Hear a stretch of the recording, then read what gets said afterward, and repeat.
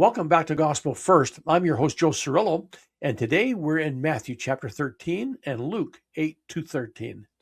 But before we begin, have you ever had a moment when something good was placed right in front of you and somehow it never took root? Maybe someone gave you wise advice and you ignored it. Maybe you felt a spiritual prompting, but life got busy and you moved on. Or maybe you heard a message that could have changed everything, but it landed on a distracted heart. Jesus once told a story about that exact experience. Not about farming, not really about seeds, but about the condition of the human heart. And the question behind the story is simple. When God plants truth in your life, what kind of soil will it find? So let's find out.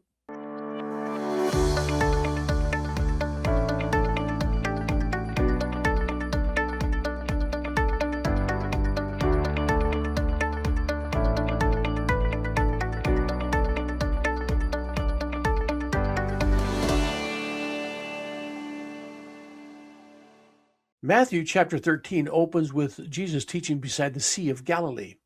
Crowds are gathered so large that he teaches from a boat while people listen from the shore. Then he tells one of the most famous stories in scriptures. Jesus says, a farmer went out to sow his seed. As he was scattering the seed, some fell along the path, and the birds came and ate it up. Some fell on rocky places. It sprang up quickly, but when the sun came up, the plants were scorched. Other seed fell among thorns, but other seed fell on good soil, where it produced a crop. Later, Jesus explains the meaning. The seed is the message about the kingdom, but the worries of this life and the deceitfulness of wealth choke the word. But the seed falling on good soil refers to someone who hears the word and understands it. That's in verses 19 to 23. Now, notice something here that's very important. The seed is always good. The sower is faithful. The only thing that changes is the soil, which means the story is not about God failing to reach us. It is about how we receive what God gives. Sometimes truth lands on a hard path, a distracted heart that never lets it sink in. Sometimes it lands on shallow soil. Faith starts strong but fades when life becomes difficult. Sometimes thorns crowd it out, worries, ambitions, distractions. And sometimes it lands in good soil and grows into something beautiful. So let me illustrate this.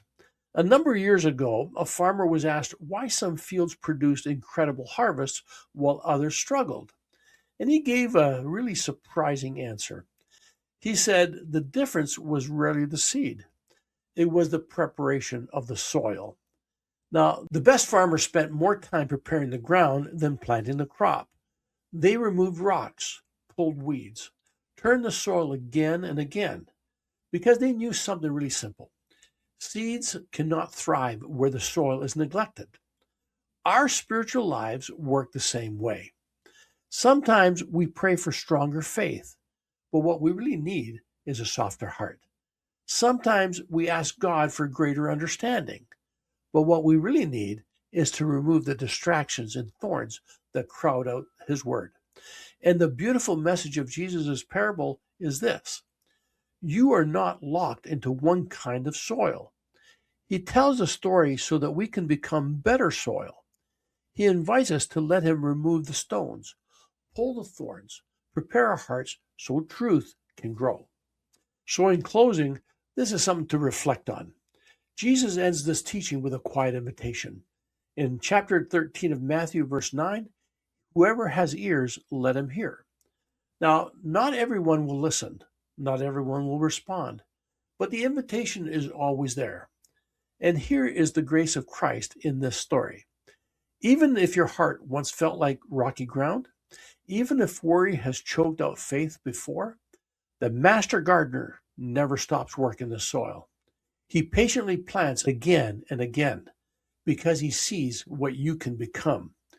And when his word finally finds good soil in your heart, it produces a harvest far beyond what anyone can imagine. So that's it for this week. Thank you for staying faithful to the journey. May the Spirit continue to fill your heart and draw you closer to Jesus Christ. And again, if your heart feels even a gentle nudge, I invite you to subscribe and share so that we can spread the gospel of Jesus Christ together.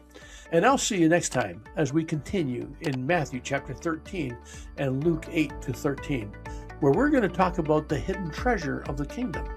So until next time, God bless.